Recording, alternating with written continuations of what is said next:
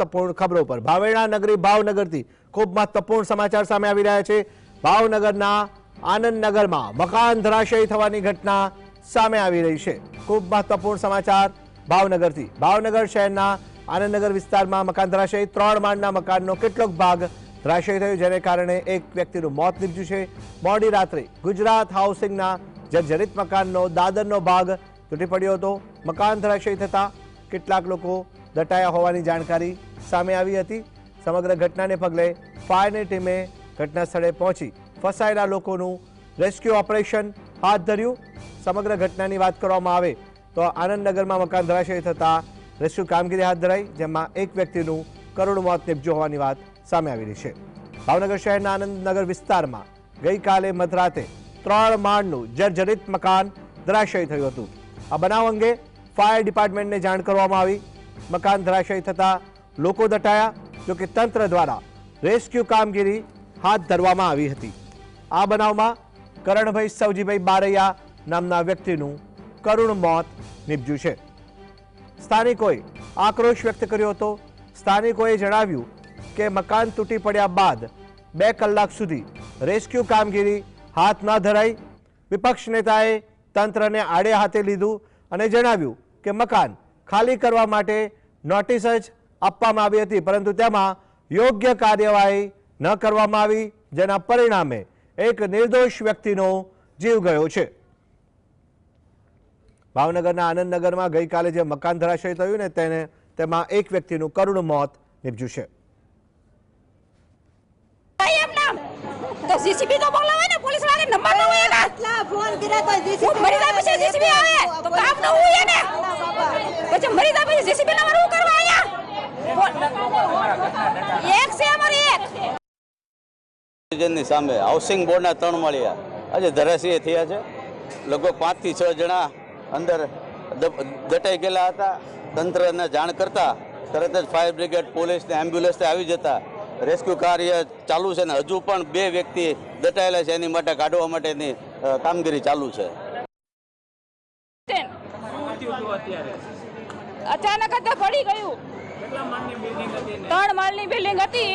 ત્યારનો પડ્યું ત્યારનો ફોન કર્યો જીસીબી વાળાને, હજી હમણાં આવ્યા છે 2 કલાક થઈ। પોલીસ વાળા પહેલા આવ્યા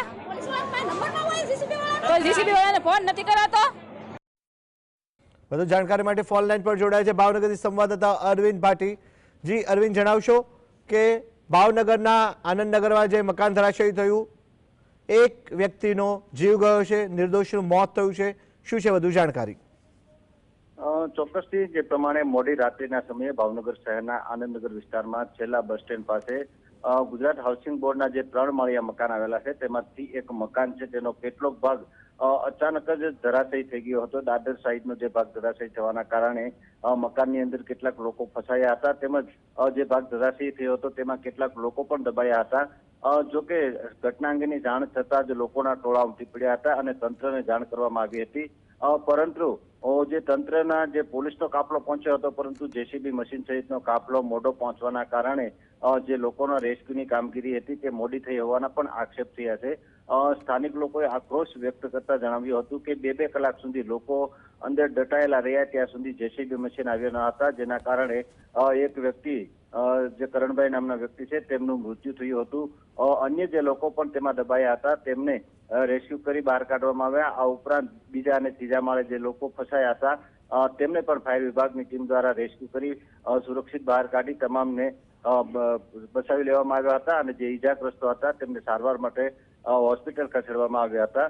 જોકે ઘટનાની જાણ થતાં જ municipal commissioner, collector, mayor, standing chairman સહિતના જે લોકો છે તેઓ ઘટના સ્થળે પહોંચ્યા હતા, પરંતુ ક્યાંક ને ક્યાંક મદદ મોડી પહોંચી હોવાના પણ ગંભીર આક્ષેપો થયા છે।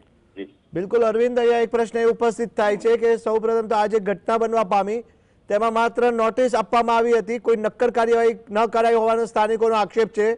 બીજી બાબત એ સામે આવી રહી છે કે સમગ્ર ઘટના બની 2 કલાક વીત્યા ત્યાં સુધી તો તંત્ર દ્વારા જે ટીમ આવી જોઈએ અને તાત્કાલિક રેસ્ક્યુ ઓપરેશન થવું જોઈએ એ ના કરાયું, જેને લઈને એક નિર્દોષનો જીવ ગયો।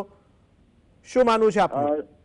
ચોક્કસ જે પ્રમાણે આ જે મકાન ધરાશયી થયું તે જર્જરિત મકાન છે અને આ વિસ્તારમાં તેમજ ભાવનગરમાં અન્ય વિસ્તારમાં જે હાઉસિંગના જે મકાનો છે 1700 કરતા વધુ મકાનો જર્જરિત હાલતમાં છે. આ જે મકાન ધરાશયી થયું તેમાં તંત્ર દ્વારા માત્ર ને માત્ર નોટિસ આપવામાં આવી હતી. નોટિસ આપ્યા બાદ કોઈ પણ પ્રકારની કામગીરી કરાઈ ન હતી, મકાનને ખાલી કરાવાયું ન હતું, જેના કારણે આવા જે ભયજનક મકાન છે તેમાં લોકો વસવાટ કરી રહ્યા હતા. અને આ જે ઘટના બની હતી, જે ઘટના માટે ક્યાંક ને ક્યાંક તંત્ર ચોક્કસથી જવાબદાર ગણી શકાય, કારણ કે માત્ર નોટિસ આપવાથી તેઓએ સંતોષ માની લીધો હતો, પરંતુ આ ઘટનામાં એક નિર્દોષ વ્યક્તિએ જીવ ગુમાવ્યો છે. આ ઉપરાંત જે રેસ્ક્યુની કામગીરી છે તેમાં જેસીબી મશીનો 2 કલાક બાદ આવ્યા હોવાના પણ સ્થાનિક લોકોએ ગંભીર આક્ષેપ કર્યા છે.